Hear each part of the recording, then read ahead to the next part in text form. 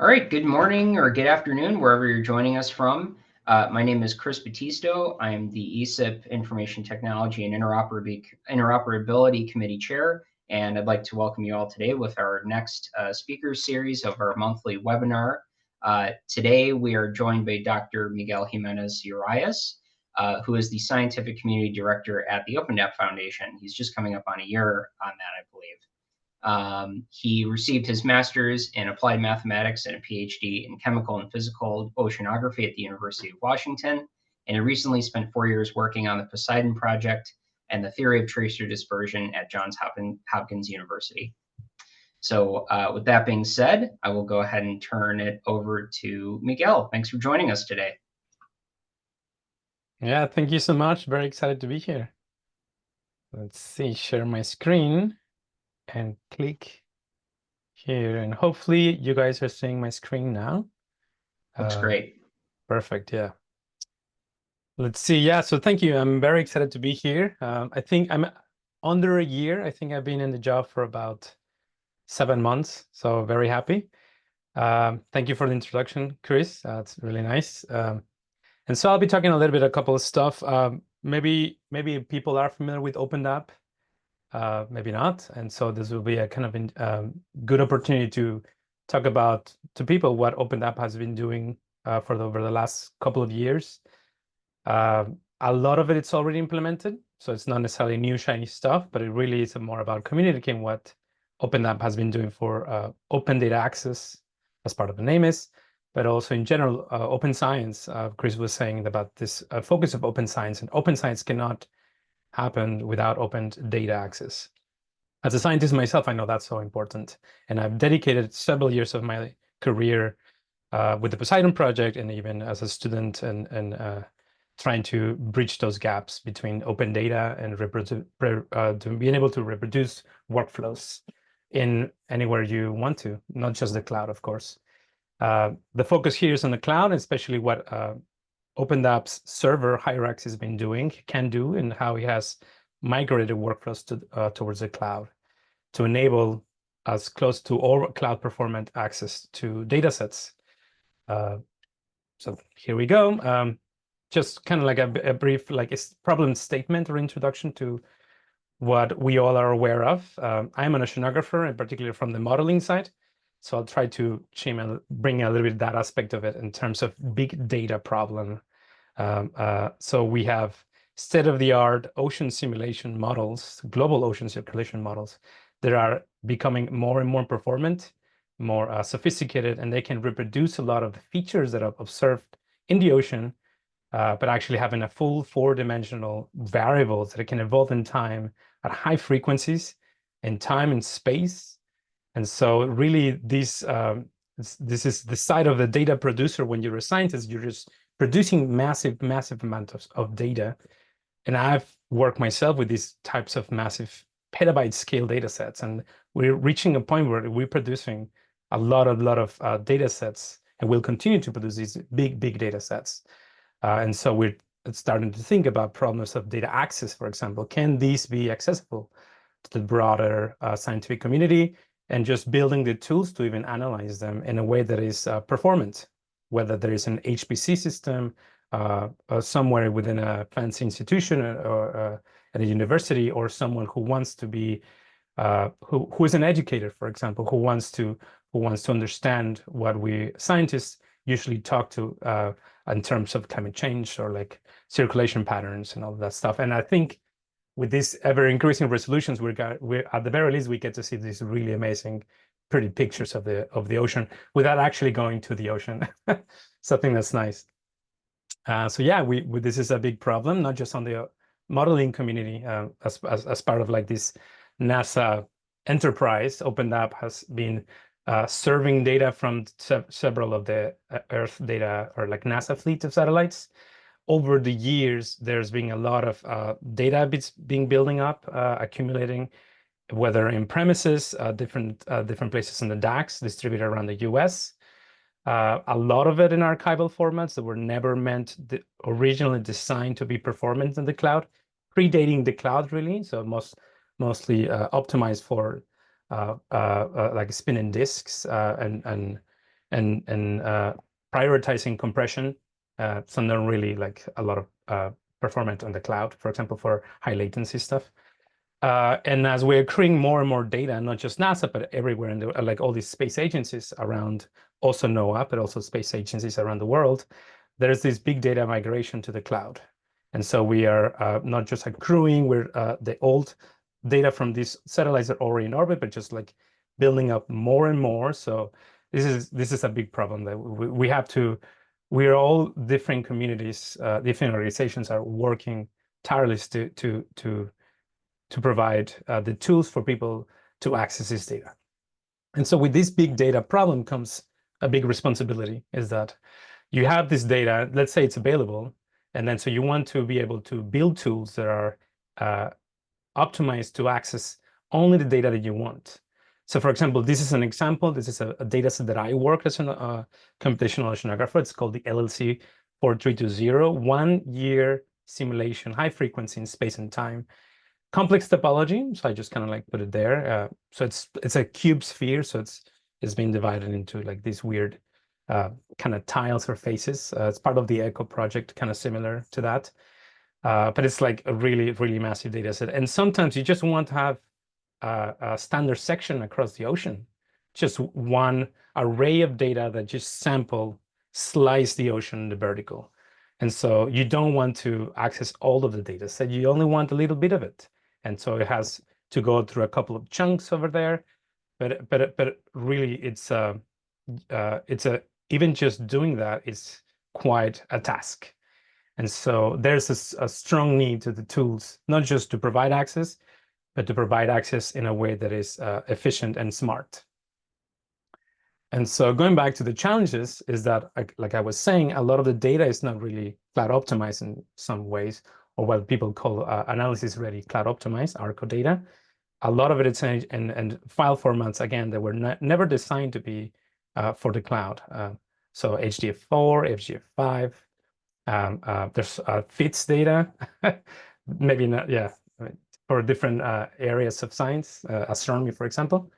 And so there's people, data providers, scientists like myself, educators, we really find ourselves with this problem. How do we do this? How can we make this data that we produce as a scientist or as an organization so that people can access it and can access it in a way that is efficient or performant with the more innovative platforms out there? And so there's different approaches, like rewrite everything into ZAR or something like that, that is designed originally to be performant in the cloud native, I think they called it.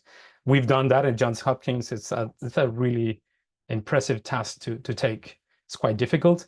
You can try to rechunk and keep maybe with some of the native libraries. That's also another approach. You can improve the native access libraries themselves. There's a lot of efforts going on in that direction as well. Within the HDF group, for example, they're really trying to bring optimized access to it. And so one of the, and then also alternative, what we call alternative access patterns. Kerchunk is one of them. It's a lot of people are becoming aware of it. And the one that I'm actually going to talk about is OPeNDAP.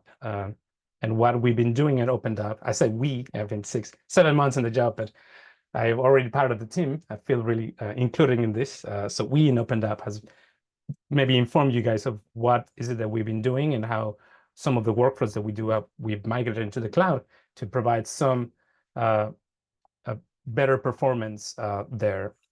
And so what is OPeNDAP? Kind of assuming that people don't know, maybe I have heard of it, maybe you have heard the name. It's kind of like they follows this server client model and implements a vision that way from the 1999 era of internet. It's like you're trying to make data available to other scientists or PIs. It's the same problem we have right now, but at different scale under different technologies, essentially maybe less throughput through the web. But as the vision is that a URL at something, www.something equals a data set. And so if you just copy a URL and paste it into somewhere like a web API or like another client, like MATLAB or something, or Python, you will be able to look at what's the data, the metadata itself. Another vision of it is actually that I really am a big fond of, is that you take the same URL and then you append a series of constraints to that in terms of a query. And so rather than access the entire data set, you just look at a little bit of it, however much you want. And so that is kind of like the vision, the original vision, roughly the original vision of OPeNDAP. Open data access to the web in terms of URLs with constraints that allowed you to bring a subset that happens local to the data, because that's where the server is running, and then you only just retrieve only the data that you're actually interested. So that is kind of like the vision. Goes back to DAP2 implementation. I mean, there's 2 models of OPeNDAP. I'm not going to go into much detail of that. But really, this OPeNDAP, as always, the model is that it always tries to separate the actual data from the metadata. And then we've seen a lot of the clients actually start doing that a lot in the last maybe 10 years or less, like X-ray, because we've know that allows you to inspect lazily without actually triggering any download what is inside the data itself, the data set itself. So again, remote lazy access, the data set may be on local disk within your institution or within your computer, and if you want to provide some URL to a colleague to analyze the same data you want, the file may be in S3 or like some other web object store, not necessarily AWS. And the metadata can be findable. For example, we use DMR. This is the DAP4 implementation. That's where all the metadata representation lives, this kind of file, XML file. And then that itself can be findable through CMR services. This is within the NASA, but I'm aware that NOAA is with a partnership with NASA. I think NOAA is going to try to incorporate a lot of the CMR behavior, if not all of it. So that's actually good news for us, because our files will be able to be more findable as well. And so OPeNDAP has always have a broad range of data handlers for essentially serving different types of data. So a user like myself, a scientist or an educator, doesn't really need to care what the file format, the original file format is. It just knows that you have a URL and you want data. And you can actually specify what format you want it. So it's kind of like OPeNDAP also acts as a data broker, format broker, like tell me what you want or which subset you want and how you want it, kind of like that. And it has, I mean, because OPeNDAP has been around for a long time, then there's a wide range of client APIs that are compatible. They know how to talk to OPeNDAP servers. To name just a few, you have NetCDF libraries, you have PyDAP, X-Array, MATLAB, R, and then you can always have the traditional web API, which you just literally just put the URL there. You can trigger a download, or you can actually look at the metadata without actually having to remotely open anything on a command line. More of a visual inspection. And again, I put some links in there, like QR codes. If you're interested in learning more about OPeNDAP, you're not very familiar with it, this is a very broad overview, but you can always go to our new website there for more information. And so OPeNDAP in action. So what it does kind of look like, what I was talking about. So again, some QR codes there for people who are interested. I'm using, in this case, PyDAP, which is open source, really old, dating back to 2006, open source Python application package. Back then, where open source, when Python was just coming along, we've been kind of reviving a little bit. And I'm using here to access space data, really excitingly as a national effort, space data launch. The satellite launched in February, I believe, I think late February, maybe early March. It's just already sending chlorophyll data as like a really cool, state-of-the-art, like this innovative data that's gonna hopefully transform the way we think about like marine ecology at the base level. And so you have a URL, which I have a QR code there, ending at, maybe it ends in .nc. I think most of the data, it's and I forget which stack it is, but it's on-prem OPeNDAP server, Hyrax, within NASA. And so you can actually look at that single URL, and you can potentially trigger a full download of that snapshot of level 3 data, which I plotted there. That is not necessarily very efficient. It may take maybe a couple of minutes, depending on your network bandwidth or what's happening on the other side of the server. Again, this is a server that is not running on the cloud, so it's maybe not the best example for this talk, but it really demonstrates what potentially you can do. And another thing important about PyDAP is that it's a backend engine for Xarray. So if you can work PyDAP, which is really fast, because it doesn't have a lot of those checks that Xarray has, then you can open up the file on Xarray. And that has been done that's been true for a long time. And so you have that, and then you maybe do some exploratory analysis of what the range of indices that you're interested in, like the region of interest. You figure out what the indices are that you want the data, and you just pass that constraint that I just added. CE is constraint expression, and you just append it to it. So the way it is, there's a couple of you need to maybe learn a little bit of how to do that, but essentially you just do that query like $dap4.ce. That's the DAP4 implementation of the constraint expression. And then you defined the dimension subsets first. So latitude equals, and that's a subset in the index space. And then semicolon, then a longitude index space subsetting, and then semicolon. And then you defined all the variables that you want because they share dimensions to this, then you can subset like that. Another traditional way that you can construct this URLs with constraint expressions is through the web form. You just click and select, and you just keep adding. This is a little bit more sophisticated, in which you just defined kind of like the spatial subsetting first via the dimensions, the shared dimensions, and then you just add the variables that you want, which is a little bit more compact. And with that, you get a boost of like 2 orders of magnitude in terms of plotting a subset. And so there's a QR code that will take you to the PyDAP documentation where I have this particular example. I believe perhaps I did the web approach of doing the constraint expression. So that's just a little bit more verbose, but it's very similar. And I just noticed a typo, Clore_A should be the name.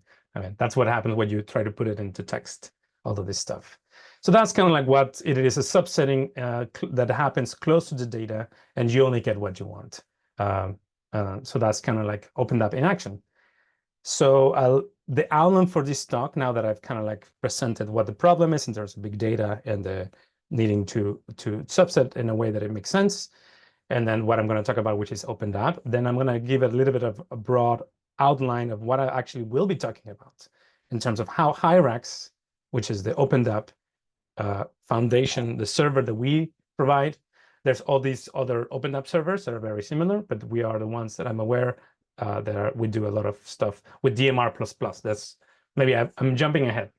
But anyway, so this is a bit like kind of like a broad overview of the stuff of how we've incorporated workflows in the cloud.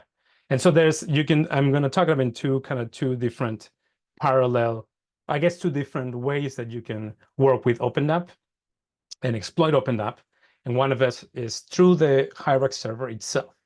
And so I'm going to talk about how Hyrax, the OPeNDAP team has implemented all of these optimizations with the Hyrax server to be able to be more performant on the cloud.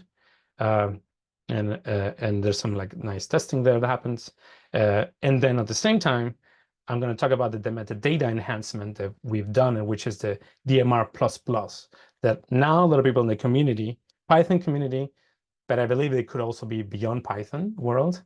They can really exploit the stuff, the work, the amazing work that OPeNDAP has been doing in the past. And I'm going to end up with a brief summary. And then I think you're welcome to ask a question at any point. If I don't hear you, please raise your hand. I'll try to answer them as the best that I can. And I noticed that James Gallagher is here too. So if I kind of stumble with an answer, maybe he can help me with a little bit more of the technical details. So going back now, starting first with the Hyrax server, the server itself, that you have the server, you have data in S3, and then you point data you kind of like tell the Hyrax server where the data is. And so I'm going to talk about some optimizations that have happened within the Hyrax server, different areas. And in particular, this slide will talk about metadata enhancement, where the way we enhance the response, optimize the response time for the metadata itself. And there's a source doc that I took this information from. So there's a QR code that goes a little bit more into the details of this slide, and I think maybe a couple of the next slides as well. But essentially, the graph on the right will shows that you have these experiments running on with the metadata running on elastic block storage, and we see a huge performance boost when you store the metadata on a fast access data system like S3, as opposed to generating it on a fly every time. So again, Hyrax can produce DMR++, which is just the metadata of OPeNDAP types. Say, like you say, you have variable types, shape, size, attributes, and whatever you can think of, and then adds and appends to that document a little bit of the plus information, like byte offset, chunks, compression, and all of that stuff. Very similar to the information that Kerchunk uses, for example. And this is something that we've implemented for a couple of years already, but it's been mostly working within. So Hyrax and DMR is like a combination of a workflow. And so again, so the metadata, there's this, and again, the Hyrax supports, there's a broad support for HDF5, some support for HDF4. We're approaching broad support. And then one of the things that once you have the metadata on S3 is that you have there's a really, the caching of this metadata shortens widely, like greatly, the response time. And what am I talking about? Response time is like when a user requests data, and then essentially this it could be an HDF5 file, which may have many variables. A lot of those variables maybe just be metadata variables, or just variable type that maybe not be array data, just tons of variables. And so by caching this DMR++ documents, it's a sidecar file that lives right next to, doesn't need to live right next to the file, but usually lives right next to the file. So caching this metadata allows for a huge boost on performance, and so greatly reduced by an order of magnitude the response times of Hyrax when generating the response.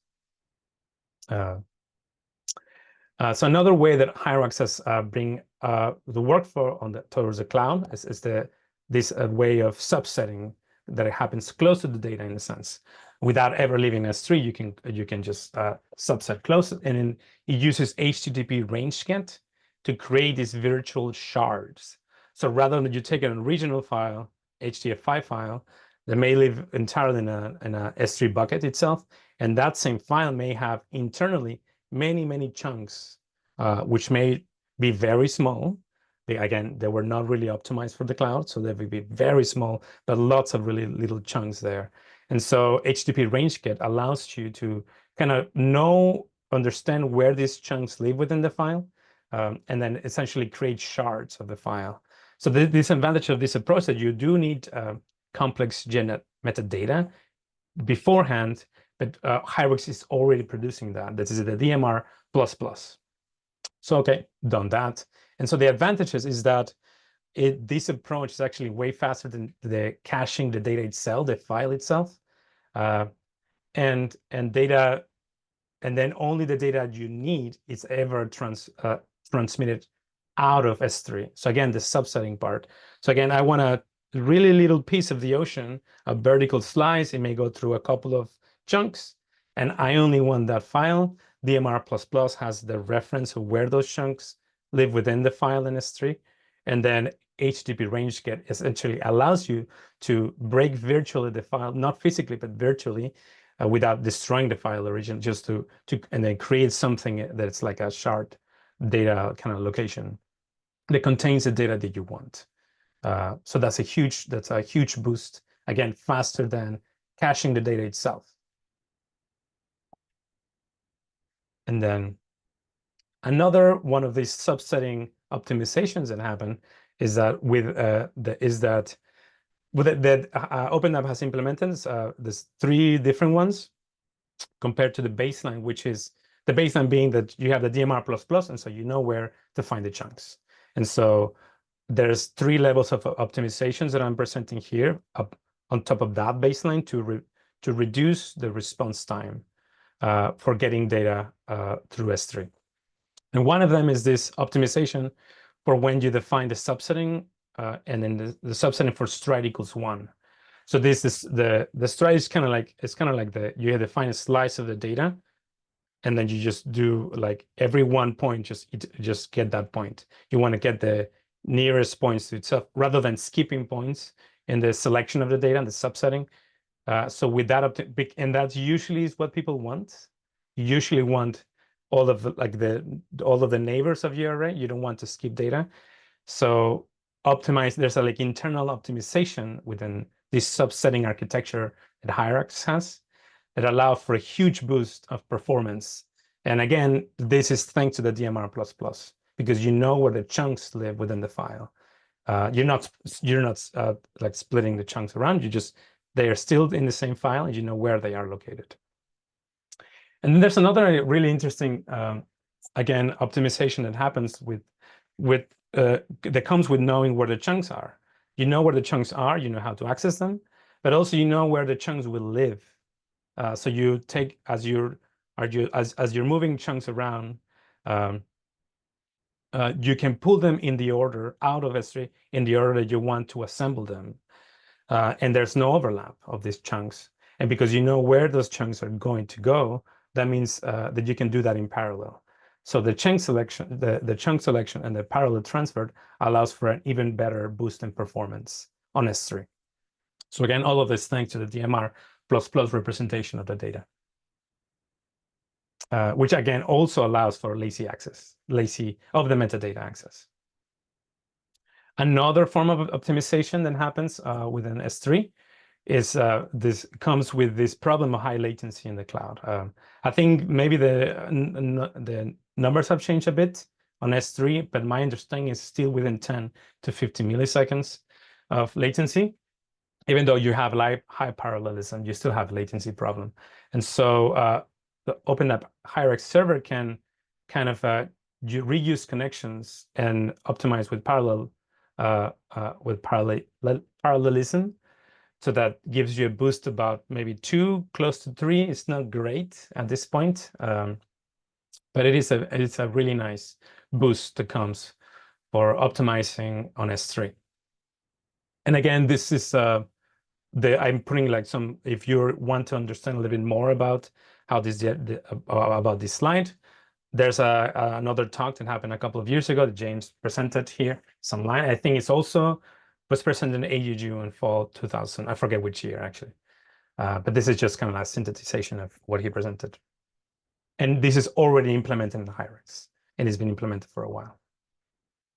And so we were not able to reduce the latency, but we did get a really nice behavior on subsetting architecture on S3. So before the optimizations, if you have a file and you want to get a bunch of variables, so the subsetting when you have very little variables was much better performant than caching the data file itself. It's not quite as fast as running Hyrax and then spinning this, for example. But then before optimizations, the subset really did it underperform with respect to data caching.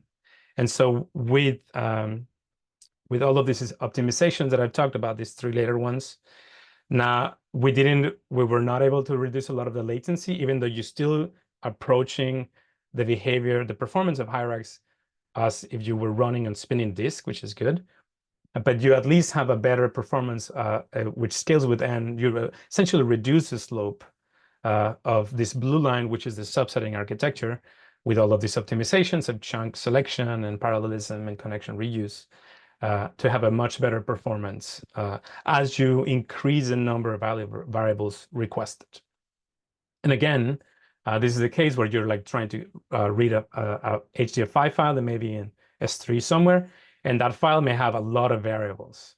And again, like I said, with like OPeNDAP in action, you can always add a query to reduce the number of variables requested. So you can always, if you know what you want in terms of variable space, then you can always live on the kind of like the left area of this plot if you know what you want.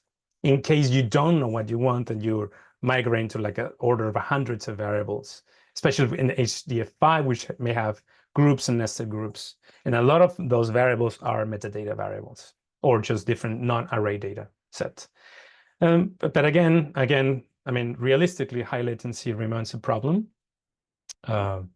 And so one of the really interesting, really cool things that I learned recently with that OPeNDAP has done is this super chunking algorithm that there's this idea that you have say a two-dimensional array. I plotted here some tile of the echo data set, or maybe it's LLC4220. And then that array is chunked. So you're iterating fast towards the right, the I index, and then you iterate slowly on the left, sorry, downwards. And then you want to retrieve that data out of the entire file, which may be huge. You want to retrieve that whole area. And so Hyrax can combine adjacent chunks that may be potentially small, but it can combine them into a single chunk. So you go from the top figure to the middle figure. So you have, I think it's a grid by 6 by 6 in this example. So it's able to, on the fly, determine that you will aggregate these 6 by chunks on the top row, and then it creates a single super chunk out of those guys. And so you go from trying to move around 36 chunks, maybe little, you just want to move 6 of them. They may be medium size. And then with parallelism, you can move them at the same time. So this brings a huge performance boost. We have a large number of small chunks. And so the boost comes from just essentially having fewer transfer, and then you have more data within each transfer. And so it's essentially a lower cost of latency. So that's one of the things that I think I put the citation here, but I guess I forgot to put the link, the QR code. It's not a talk, but it's you can always go to the OPeNDAP website and try to find, you can find that file. We have a Zenodo community, and all of that material is actually there. But I thought that was like really cool. This is a super chunking algorithm. And again, it's already implementing parallel transfers and some authentication optimization, HTTP caching that I'm going to talk next, which is this slide. This took a little bit of effort to fully wrap my head around this, but this is a really cool thing that happens when, as a data provider, say NASA, requires authentication of users for various reasons, which may happen if you want to track how users are accessing your data, which data they're using, and how they're getting the data from. That's important information to have from an organization point of view. So then say that's a scenario. And so there's 2 ways. You have a typical HDF5 file on S3, and there's potentially 2 ways that you can access that file. One of them is with your own client or web IPA, which may, if you have the location of the file, the S3 bucket, then you can try to talk to it directly with the right credentials, or you can talk to it to an OPeNDAP server, Hyrax, which uses the DMR++. Excuse me. So in this scenario, you want to talk to it and you pass some username, password, or token. And so just getting the data, even just the metadata response, you may have to go back and forth a lot of times. So there's the ID identification, and then the EDL login, and then the egress app. And then there's a lot of back and forth just to get a response when you're trying to fetch, when you want to look at the data, say the metadata. And that happens, granted, that happens at the millisecond order of magnitude. But imagine that you have a workflow where you're trying to access a lot of data, a lot of them at the same time, essentially many URLs. And so this actually can be a problem. In data file formats that split the array into chunks, and each chunk they have their own URL. So a single data set may have 100 or more URLs, and per URL, you may get, per request per URL, you may get a bunch of redirects, even when you're using a token. So that can be a problem in terms of performance.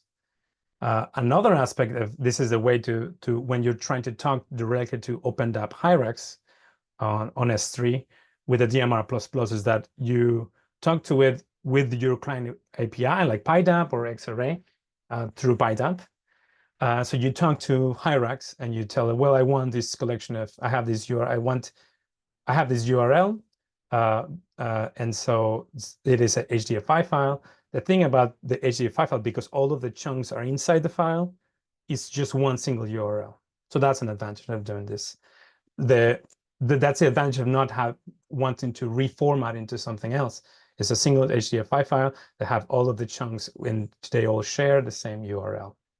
And so that's a lot. And then Hyrax is able to cache, keep cookies, cache signed URLs with the token, and then that enables it to skip a lot of requests, especially the later requests. So that, again, order of milliseconds. But when you're trying to do this for a workflow that may incorporate lots of chunks or lots of files, in this case with HDF5, it is noticeable. It is noticeable. Yeah. Yeah. And so there's more information. This was actually, I think, part of a talk that Patrick Quinn and James Gallagher gave a couple of years ago for AGU, I believe. And so you can try to find the source material as well. And so kind of like to summarize this Hyrax workflow overview that I've been talking about. So you have, and how it brings all of this optimization is that you start from your computer or somewhere, you run a Docker, and then it's really easy to run Hyrax on a Docker. And you can produce the file, the HDMR++ file. I've done it myself for my own HDF5 files or NetCDF4 files. And so you can produce them really efficiently and really, and then you can put all of that data on an S3 bucket. The CMR will actually be able to find where, and then in the case of like data that sits on DAX and NASA, the CMR was able to find those S3 buckets or objects. And so that's where the DMR++ metadata lives. It doesn't need to live there, but we found that it's better to kind of keep them around together. And so with that, then Hyrax has, and then you get a request from a user or you want to access data. And then so like Hyrax has all of these optimized workflows that are happening on a EC2 instance for something or something like that, like virtual sharding, decompressing chunks in parallel, metadata caching, parallel reads, connection reuse, super chunks on the fly.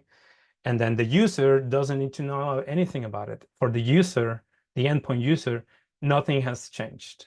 She or they are trying still to access data the same way. They actually don't care. They don't need to know what file format the original file is stored in S3 or whether it's an S3 here or there. They haven't changed their workflow pattern. They're just trying to access data the way they were doing it a couple of years ago. And so again, not disrupting the workflow that already exists. So this is kind of like the summarization of the Hyrax workflow.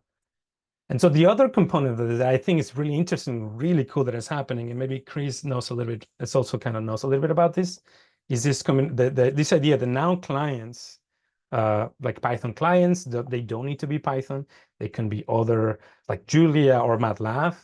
But the only one that I'm aware of right now is this one's called Virtualizar, which is still under development. It's a really cool idea that takes the chunk to the next level, kind of. But within this ecosystem of Python open source community, the Pangeo community, so there's this effort to write parsers to DMR++ files that sit right next to data on the cloud. And so essentially to bring Dask-like performance. And so this is work that started from Ayush Nag. He's a NASA intern. He's a graduate student in computer sciences at UW, really nice guy. And so the original content of this, he did a lot of this work within the Earth access ecosystem and then directly within Virtualizar. So again, using the stuff that we in OPeNDAP have been doing for some time, and then to not try to rebuild the wheel in some sense. And so the way this would work, or this works, which is still a proof of concept. And so you use CMR, for example, Earth Access, to query data. And so in this case, I think this particular example, he's trying to access 100 files. And so you kind of define the temporal range.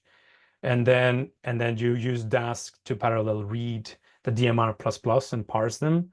And through the parser lives within the Virtualizar, it can live somewhere else as well. And then you're able to that allows you to read, subset, aggregate, especially all of these multiple collection of DMRs with Xarray.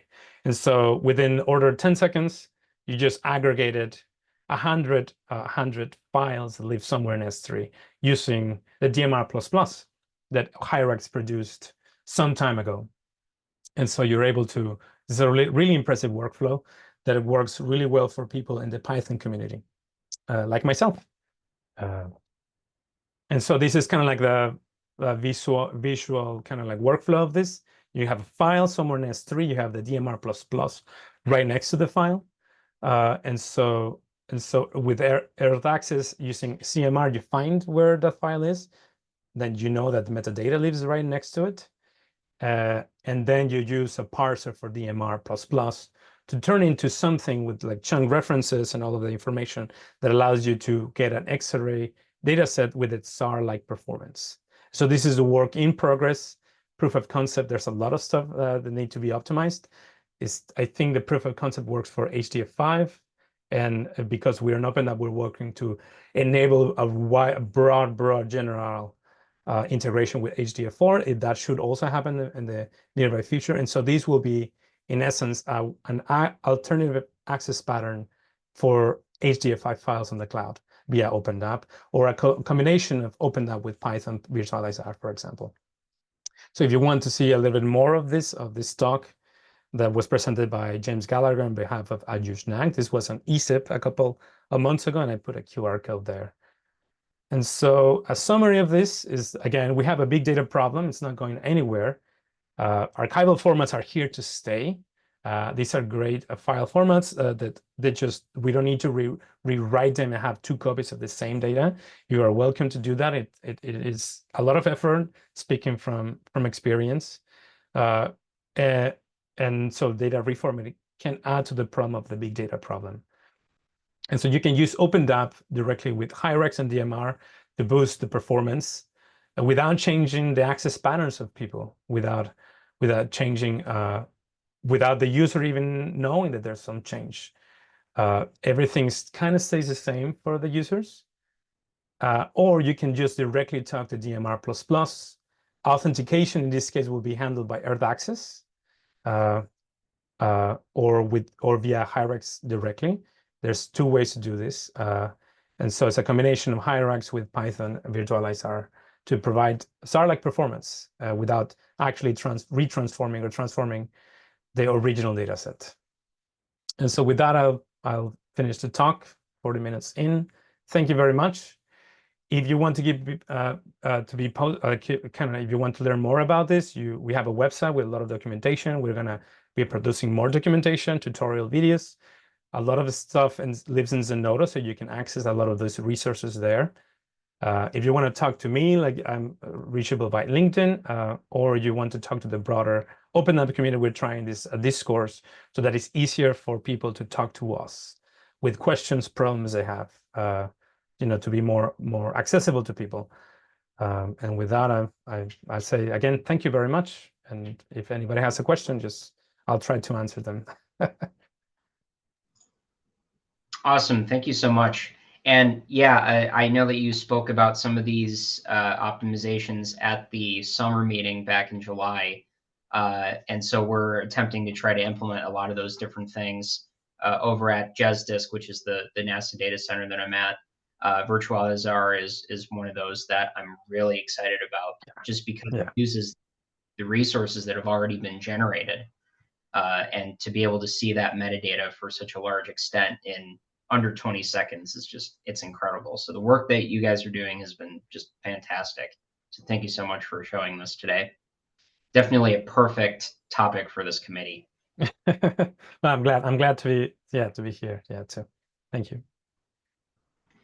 And we have about 13 minutes for any questions, if anybody has any questions.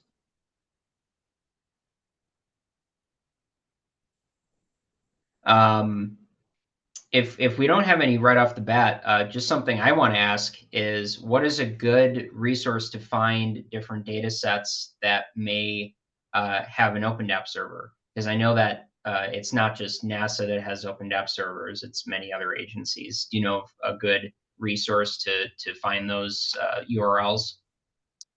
Yeah, that's a really good question. That's something that we're also working on to have like a compiled repository or something. And it is one of the hardest things. I think there's several organizations that have, for example, the ESGF. I think the Federation has a lot of OPeNDAP servers. I think they work with TDS. A lot of the HICOM data lives and is findable with OPeNDAP servers. So you can find a URL for the entire CMIP 6.5 and a lot of the HICOM data. I know that like different and NOAA has different OPeNDAP servers. They do work with AirDAP and Threads. And so I think there's a couple of platforms there like IOOS. They used to have a lot of I think Hyrax, but now they mostly migrate to AirDAP. So I think there's two things, right? So there's the complication of like servers being moved around with the years, like OPeNDAP servers, they changed, so we kind of lost track. We used to have a clearly nice repository of this where these data set live. And there's also and so then many different versions of or different implementations of the OPeNDAP. So AirDAP, Threads, and OPeNDAP Hyrax, we all kind of live within these different bubbles of organizations. So NOAA, within NOAA, it will be really easy, I think, to find AirDAP and Thread servers serving data. And I found myself a lot. There's a lot of OPeNDAP servers. Really, I think Google search is a good way to start. It's not very nice answer, I think, but it does take some time to find. And once you find them, because they essentially have like threads, all of these have like all these threads catalogs. Once you find an OPeNDAP URL, you can just browse, and I'm floored by the amount of data that lives on OPeNDAP servers, and that's just within the US. Like I know that in other countries they also have their own Hyrax servers or thread servers. So yeah, that's something if for sure we're trying to work on more to make those more findable. And one of the things I'm excited though, with talking about like this variety of OPeNDAP servers, is that NOAA apparently is going to work more, follow the CMR convention, I think, or the model. And so that will make it more easier to find OPeNDAP servers and data. So that will be great. Yeah. Yeah. Yeah, I'd like to know more if there is any sort of repository that would be generated through a query, and then it just returns back to you from it, just from passing in a list of agencies or something. That would be really, really cool. Yeah. And I think within OPeNDAP, us, like one of our team members they have written this PyDMR, it's a Python script, really, and it has come. It says still I think it's still in the works, but essentially it's able to find a lot of, especially per DAX within NASA, all of the DAX and all of the data that lives, all of the granules essentially. Yeah, I think through CMR. And so if no one kind of is able to start using CMR, then PyDMR will be a really cool tool to find even wider areas where you can have OPeNDAP data, yeah, from different servers. Yes, I'm actually looking up right now one of a piece of documentation that we created at JESDISC. Several other NASA DACs, if anybody here is interested in accessing any NASA Earth data using OPeNDAP, can find a few resources on knowing which collections have been migrated to the cloud or which ones haven't. But ultimately, as you mentioned, the construction of the URL has a little bit of syntax changes from the DAP2 implementations Yes. versus the DAP4, but ultimately, as long as those different authentication files or tokens are in place, then it will work with several different tools. I think Panoply is still in Yeah. the work to be able to work with it with the URLs. But that is where you would essentially go to view these dataset landing pages to construct those URLs. Or even then, for a Python user like myself, just plugging in the URL and then just having Xarray perform the variable selection and subsetting, and all the work is done server side is just incredibly convenient. Yeah. No, I think that's a distinction needs to be said, I think. Well, first of all, James wrote this comment that I forgot to mention, that we're working on a web crawler using Apache that will essentially build this maintainable list of data sets. So that's something work in progress, experimental, but that's something we're doing. But going back to the Xarray, I'm a big fan of Xarray. I've been used Xarray for a while, and I build packages on top of it. The great thing, what makes Xarray so great is that it's also, in a way, makes it sometimes a little slower, because your data set has to have the right stuff in the right place, right? And so sometimes it's slow because of the same thing. It has to do a lot of checks. So I've done testing myself Xarray is using either PyDAP directly as a backend or NetCDF as a backend, the Python library. Both of them can talk to OPeNDAP and get the metadata response. NetCDF library, I believe it doesn't. You cannot pass constraint expressions to the URL, so the way I was doing it, and certainly not the way with the query attached to it. And so you cannot, for example, if you have a data set, a file that has 1,000 variables, and you try to open it with Xarray, it's going to create the metadata for all of those variables. So it's going to perform really bad. And then with Xarray, you can subset, you can drop variables, but after the fact that you create a data set. So first you need to read the metadata, which is huge, like nested. Well, and now they're I think they can take groups. They're compatible with groups, but imagine, like, so let's say that they still need to read the metadata for all of those groups, and so it's really slow. And you can only drop after the fact. But with if you add this constraint expression and you pass it directly to Xarray, and I actually wrote documentation of PyDAP that does that exactly. All Xarray only sees those variables. So in this case, 3 variables. The dataset may have 1,000 variables. If you put this URL, you add this constraint expression, not only with Hyrax will subset it in a way that is consistent with Xarray, what we would expect, it would only see 3 variables. And so that would greatly reduce the cost. And so that's a way that you can talk directly to the back engine of Xarray, maybe a little bit of exploratory analysis. And there's probably a better way, but that's the way I've done it. That, like in this case, like I was plotting paste data, like, oh, I only want this region. I figure out what my range, my slices should look like. And then I just pass that URL to Xarray, and it's only reading 3 variables. Yeah. Yeah, that's another really useful aspect about it. And I actually just put in the chat, because I see that you've got a code snippet there from PyDAP. I just posted in the chat a link to the PyDAP release that just came out back in August, 3.5. Who's interested in using Python with this. And so it's got a lot of different improvements, and one of them is that it does ask for you to specify that protocol, or else there's a warning, and I think it defaults to DAP2. But again, yeah, exactly.